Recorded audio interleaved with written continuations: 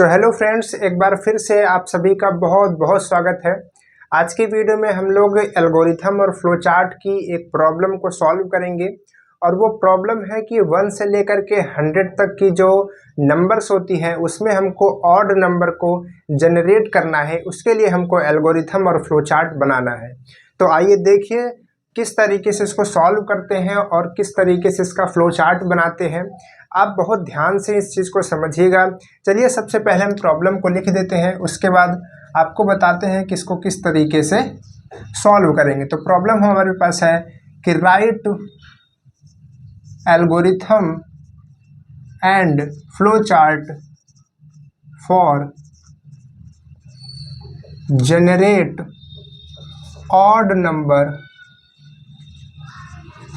Number between, या फिर आप लिख सकते हैं ऑड नंबर 1 to 100।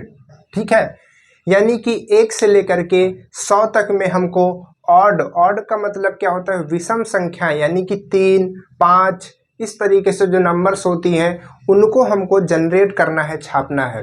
तो इसके लिए हमको क्या करना है, एल्गोरिथम लिखना है और फ्लो चार्ट बनाना है। तो आइए समझिए, बहुत ही इंटरेस्टिंग तरीके से आपको हम बताएंगे और आप इसको कभी भी गलत नहीं करेंगे और कभी भी आप इसको भूलेंगे नहीं। ठीक है, आपको चाहे सम के लिए पूछे, विषम के लिए पूछे या फिर किसी भी सीरीज के लिए पूछे, आप उसको बता सकते हैं किस तरीके से ये होने वाला है। चलिए इसको थोड़ा सा जगह बनाने के लिए इसको हम यहाँ पर लिख देते हैं 1 to 100। ठीक है, तो हो सकता है शायद आपको ना दिखे, तो यहाँ पर 1 to 100। ठीक है, तो इसके बाद हमको एल्गोरिथम लिखना है। तो एल्गोरिथम को हमने आपको बताया था कि 1 मतलब एक स्टेप पे लिखते हैं। तो अगर आपने पिछली वीडियोस नहीं देखी हैं तो उनको ज़रूर देखिए, वहाँ पर हमने बहुत सारे क्वेश्चन सॉल्व कराए हैं जहाँ से आपके बेसिक जो चीज़ें हैं वो कवर हो जाएंगी। तो सबसे पहले देखिए, यहाँ पर एल्गोरिथम में हम लोग स्टेप नंबर 1 में लिखते हैं स्टार्ट। अब इसके बाद स्टेप नंबर 2 आएगा, तो उसमें क्या करेंगे, किस तरीके से करेंगे, उसके लिए चीज़ों को समझिए। देखिए हमको करना क्या है, उस चीज़ को समझिए। हमको करना है कि 1 से लेकर के 100 तक के ऑड नंबर्स को छापना है ना, 1 से 100 तक में, यानी कि 1 और 100 को छोड़ करके उसके बीच में जो नंबर्स हैं उसके लिए हमको छापना है। आपको ये भी दे सकता है कि 1 से 100, यानी कि 1 और 100 को भी इंक्लूड करना है। तो आपको वो जो टीचर होंगे या फिर जो क्वेश्चन होगा उसके अकॉर्डिंग सॉल्व करना होगा। लेकिन यहाँ पर हम लोग क्या करेंगे, 1 से लेकर के 100 तक के बीच के जो नंबर्स हैं उनके लिए लिखने चल रहे हैं। ठीक है, तो आप उसके लिए कंफ्यूज मत होइएगा। चलिए क्या करना है, हमको 1 से लेकर के 100 तक को छापना है। तो सबसे पहली हमारी नंबर क्या होगी, सबसे पहली नंबर आएगी 3। ठीक है, क्योंकि 1 को हमको लेना नहीं है। अगर 1 को लेना होता तो आप 1 को भी लिखेंगे। ठीक है,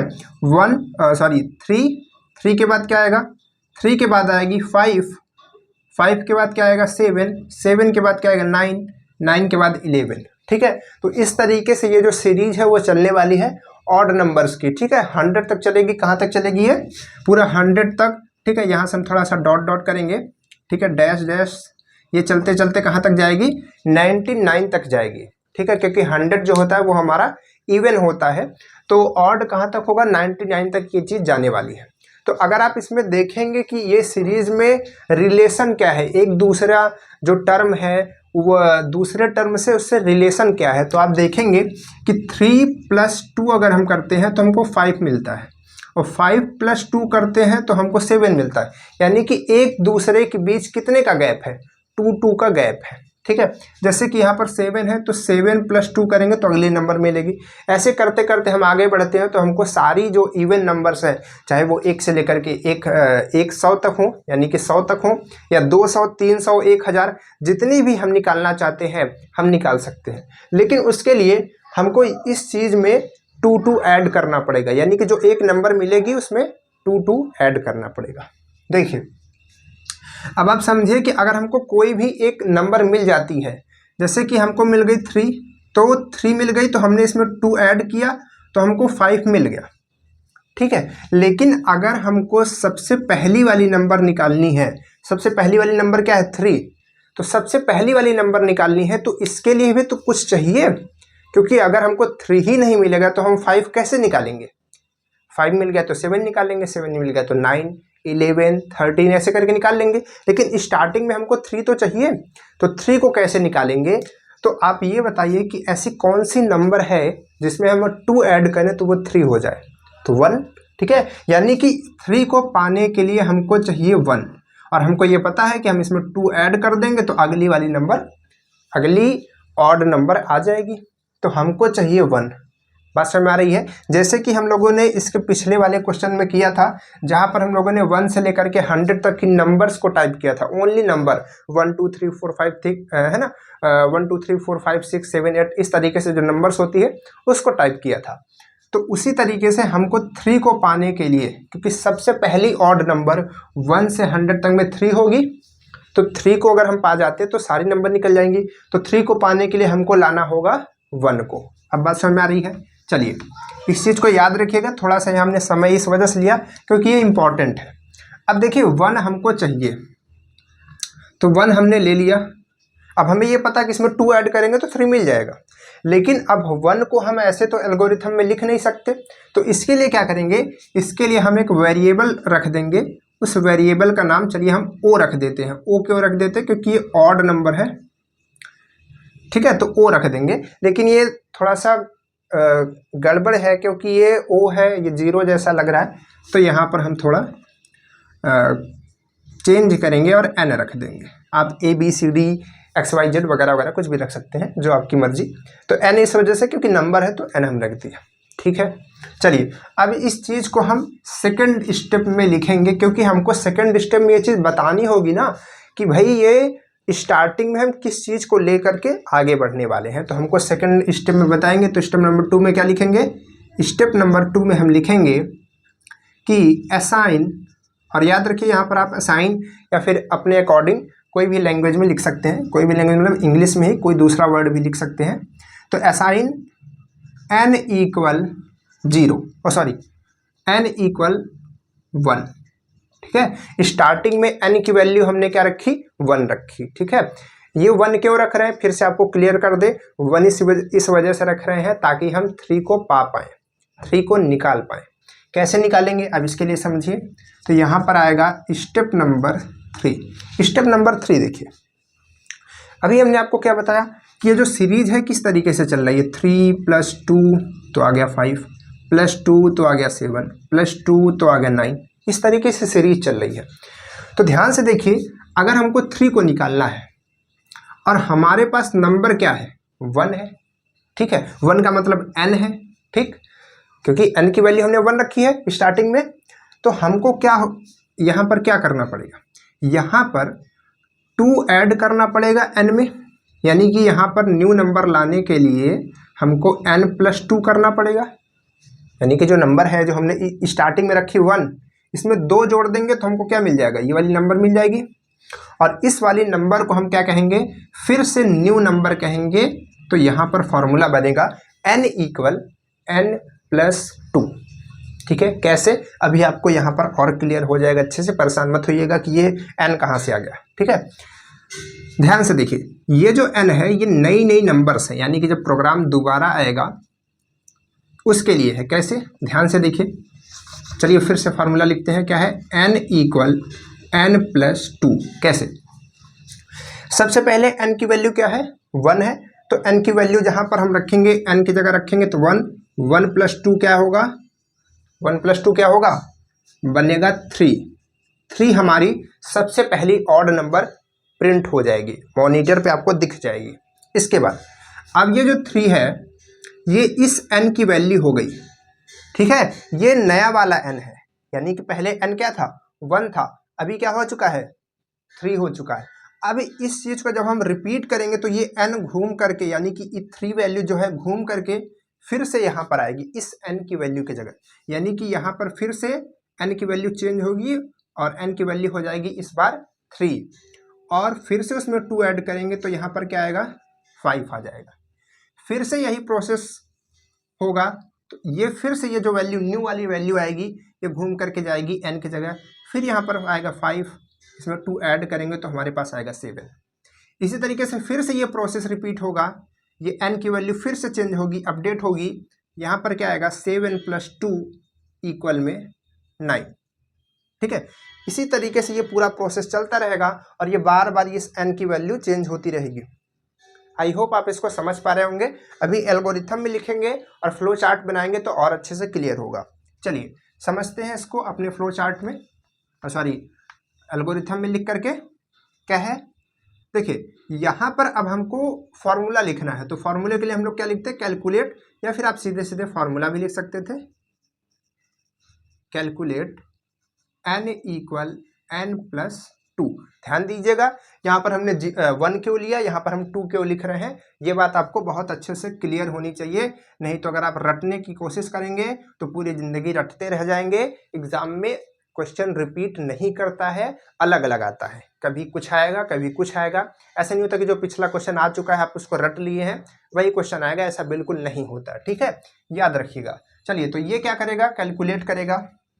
कैलकुलेट करने के बाद इस चीज़ को हमको डिस्प्ले भी तो करना है, जनरेट करके छापना भी तो है, स्क्रीन पे दिखाना भी तो है भाई। देखो ये छप गया हमारा, 3 आ गया, फिर 5 आ गया, ठीक है, मतलब 3 आ गया, 5 आ गया, 7 9 वगैरह वगैरह। तो इसको हम क्या करेंगे, इसको हम डिस्प्ले करने की कोशिश करेंगे। तो यहाँ पर लिखेंगे डिस्प्ले किसकी वैल्यू, n की वैल्यू, इस वाले n की वैल्यू यहाँ पर डिस्प्ले हो जाएगी। ठीक है, अब इसके बाद अब आएगा स्टेप नंबर 5। स्टेप नंबर 5 में क्या होगा, ध्यान से देखिए। अगर हमने यहाँ पर 1 रखा तो n की वैल्यू जब 1 रखी तो 2 जुड़ करके 3 हो गया। 3 यहाँ पर देखिए, यहाँ से ये खत्म हुआ 3 जुड़ करके, फिर अगले स्टेप में आएगा तो प्रोग्राम रन करेगा तो यहाँ पर 3 को दिखा देगा। ठीक है, 3 दिखाएगा फर्स्ट नंबर पे। ये मत सोचिएगा कि हमने n की वैल्यू 1 रख दी तो सबसे पहले ये 1 को छाप देगा और हमारा गलत हो जाएगा, नहीं, क्योंकि यहाँ पर सबसे पहले किसको दिखाएगा, 1 में 2 को ऐड करने के बाद दिखाएगा, यानी कि सबसे पहले ये 3 को दिखाएगा। ठीक है, 3 को दिखा दिया। अब इसके बाद क्या करेगा, आगे फिर से जब ये रिपीट करेगा तो यहाँ पर क्या आएगा, 3 की वैल्यू रखेगा, यहाँ 3 रखेगा, 2 ऐड होगा तो 5 दिखाएगा। ऐसे से ये घूमता रहेगा, मतलब कि रिपीट होता रहेगा और आगे बढ़ता रहेगा। लेकिन हमको इसकी लिमिट भी तो लगानी है, हमको इसको ये भी तो बताना है भाई कि 100 तक में रुक जाना। अगर 100 तक में नहीं रुकोगे तो फिर हो जाएगी गड़बड़। ठीक है, तो गड़बड़ ना हो इसके लिए क्या करते हैं, इसके लिए यहाँ पर एक लिमिट लगाते हैं। कैसी लिमिट, देखिए यहाँ पर हम लोग लिखेंगे इफ n, ये n, ठीक है, जो यहाँ पर प्रिंट होगा उसी n की बात कर रहे हैं। n is less than 99। अब ये 99 कहाँ से आ गया, हवा में आ गया, क्या हो गया, सब बताएंगे, बिल्कुल परेशान मत होइए। 99, ठीक है, 99 क्यों आया, 98 क्यों नहीं आया, 100 क्यों नहीं आया, सब बताएंगे। ठीक है, आप खुद से समझ पाएंगे कि यहाँ पर 99 ही आना है। चलिए उसके बाद क्या आएगा, then repeat step number 3, step number 3। ठीक है, स्टेप नंबर 3। इसके बाद क्या करेगा, आएगा आपका स्टेप नंबर 6। अब इसको छोड़ते हैं। देखिए इस चीज़ को समझिए, इस लाइन को ध्यान से समझिए। इसका मतलब क्या हो गया, 99 हमने क्यों लिख दिया, 100 क्यों नहीं लिखा, क्या मतलब है, इसका मतलब है कि इफ, यदि यहाँ पर जो ये n की वैल्यू है, ठीक है, ये जो n की वैल्यू है ये अगर 99 से कम होती है, जैसे यहाँ पर हमने देखा था कि जब n की वैल्यू स्टार्टिंग में 1 रखी गई, 1 की वैल्यू जब यहाँ पर रखा तो ये 3 हो गया, यानी कि यहाँ पर n की वैल्यू क्या आ गई, 3। अब जब ये अगले स्टेप में प्रोग्राम आएगा रन करने के लिए तो यहाँ पर n की वैल्यू क्या रखेगा, 3 रखेगा और कंपेयर करेगा 99 से। ध्यान से समझिएगा, 99 से कंपेयर करेगा तो क्या होगा, 99 से कंपेयर करेगा तो ये देखेगा कि अरे भाई ये जो 3 है ये 99 से तो कम है, तो 99 से कम है तो क्या करेगा, कह रहा है कि यदि 3 99 से कम है देन का मतलब तब रिपीट स्टेप नंबर 3। यही हमने लिखा, क्या लिखा कि अगर 3 जो है 99 से कम है, 99 से कम है, देन रिपीट स्टेप 3। स्टेप 3 क्या है, इस स्टेप को फिर से रिपीट करना, यानी कि जो 3 आया है फिर उसमें तुम 2 जोड़ना और यहाँ पर 5 ला देना, बस हमारी है। चलिए देखिए, तो अब जब ये फिर से रिपीट करेगा तो यहाँ पर 3 आएगा और ये 2 ऐड कर देगा, ये घूम करके 3 गया। ठीक है, तो ये 2 ऐड कर देगा तो यहाँ पर क्या हो जाएगा, n की वैल्यू 5। तो अब ये n की वैल्यू इस स्टेप में भी तो रखी जाएगी यहाँ पर, तो यहाँ पर फिर से ये चेक करेगा तो देखेगा अरे भाई ये तो 5 फिर से कम है, तो फिर से कम है तो फिर से खट से रिपीट करो इसको। अभी स्टेप नंबर 5 के बाद 6 वाला आ ही नहीं पा रहा है, उसकी बारी ही नहीं आ रही है, यहीं से जो हमारा प्रोग्राम है घूम करके फिर से स्टेप नंबर 3 में पहुंच जा रहा है। ठीक है, चलिए अब क्या करेंगे, ये ऐसा प्रोग्राम घूमता रहेगा और ये इतना स्लो नहीं होता जितना स्लो हम बता रहे, घूमता रहेगा, बहुत फास्ट प्रोसेस होता है। ठीक है, तो इसके बाद क्या होगा, यहाँ पर कैलकुलेट करते करते मान लीजिए आ गया 97। ठीक है, 97 आ गया, तो 97 क्या है, एक ऑड नंबर है। आपको इसी तरीके से चेक करना है, जब जैसे कि यहाँ पर हमने बताया 99 कैसे आ गया, तो आपको चेक करना है कि जैसे स्टार्टिंग में आपने देखा, चेक किया कि 3 को लाने के लिए हम क्या करेंगे, 2 ऐड होता है तो 1 करेंगे और उसमें 2 ऐड करेंगे तो 3 आएगी पहली नंबर। उसी तरीके से आपको लास्ट में भी चेक करना है कि लास्ट में हमको 100 से ज़्यादा नहीं जाना है, 100 के अंदर रहना है, तो 100 के अंदर वाली लास्ट वाली नंबर क्या होती है, 99 होती है। 99 से ज़्यादा ना होने पाए, 99 तक प्रिंट होना चाहिए, जनरेट होना चाहिए, उसके आगे नहीं जनरेट होना चाहिए कि 101 हमारा बन जाए, क्योंकि 101 भी एक और नंबर है। ठीक है, लेकिन ये क्या हो जाएगी, हमारा जो क्वेश्चन है उससे ज़्यादा हो जाएगी, हमको 100 तक का छापना है। ठीक है ना, 101 तक का नहीं, तो इस चीज़ का ध्यान रखना है। तो हमारी सबसे लास्ट वाली नंबर क्या होगी, 99। तो ध्यान से देखिए, और अब कैसे सोचेंगे, 99 तो हो गया, तो इसके पहले वाली क्या होगी, 97। तो मान लीजिए कि यहाँ पर 97 आ चुका है। अब 97 यहाँ पर आ चुका है, तो जब स्टेप नंबर 5 में आएगा तो 97 को फिर से कंपेयर किया जाएगा 99 के साथ। ठीक है, 99 के साथ, तो 99 के साथ जब इसको कंपेयर करेंगे तो यहाँ पर देखेंगे कि 97 तो 99 से कम है, तो ये क्या करेगा, फिर से रिपीट करने के लिए भेज देगा यहाँ पर। अब यहाँ पर 97, यहाँ पर ये 97 जो है घूमकर n की जगह जाएगा और इसमें 2 ऐड हो जाएगा, तो यहाँ पर क्या आएगा, 99 आ जाएगा। ठीक है, अब इस 99 को भेजा जाएगा इस वाले स्टेप में, तो यहाँ पर आ जाएगा 99 इज लेस देन 99। ये क्या है, 99 से कम है, ऐसा हो ही नहीं सकता, ये दोनों इक्वल होते हैं, छोटे छोटे बच्चे बता देंगे। ठीक है, तो ये दोनों इक्वल होते हैं, यानी कि जो हमने लिखा था, हमने क्या लिखा था, हमारा तो ये लेस देन वाला साइन लगा था, चिन्ह लगा था, तो ये तो गलत हो गया। तो जब गलत हो गया तो देन रिपीट स्टेप 3 नहीं होगा, वो क्या करेगा, अब 5 के बाद 6 वाले स्टेप में आ जाएगा। तो 6 वाले स्टेप में हम क्या लिखेंगे, 6 वाले स्टेप में हम लिखेंगे स्टॉप। अब बात समझ आ रही, 99 हमने क्यों लिखा था। अब सोचिए अगर हमने यहाँ पर 100 लिख दिया होता, 100। ठीक है, आपको समझना है, आप अगर चलिए मान लीजिए आपको नहीं समझ आ रहा, 99 लिखे कि 100 लिखे कि 101 लिखे कि 97 लिखे, तो आप एक नंबर रख दीजिए, लास्ट के कोई नंबर रख दीजिए। जैसे मान लीजिए 100 है तो आप 100 ही रख दीजिए, और 100 के बाद इसको चेक कीजिए। मान लीजिए कि अगर यहाँ पर हमने 100 रख दिया होता गलती से, ठीक है, 100 रख दिया होता, ठीक है, इस तरीके से, तो जब यहाँ पर ये 99 आता तो क्या देखता, यहाँ पर ये देखता कि भाई 99 तो 100 से कम है, 100 से कम है, तो ये फिर से घूम के चला जाता और 99 में फिर से ये 2 ऐड कर देता। तो जब 99 में फिर से 2 ऐड कर देता तो यहाँ पर डिस्प्ले तो हो ही जाता ना हमारा, यानी कि 99 के बाद क्या डिस्प्ले हो जाता, 101, 101 डिस्प्ले हो जाता। इसके बाद जब ये 101 आता तब तो मान लीजिए कि वो छोटा हो, मतलब कि यहाँ पर ये चीज़ गलत हो जाती, तब तो रिपीट नहीं होता, लेकिन एक नंबर हमारी एक्स्ट्रा तो छप जाती ना, एक्स्ट्रा तो जनरेट हो जाती ना। तो इस चीज़ को आपको देखना है कि 100 पे तो गलत हो रहा है, तो हमको रखना क्या है, 99 रखना है।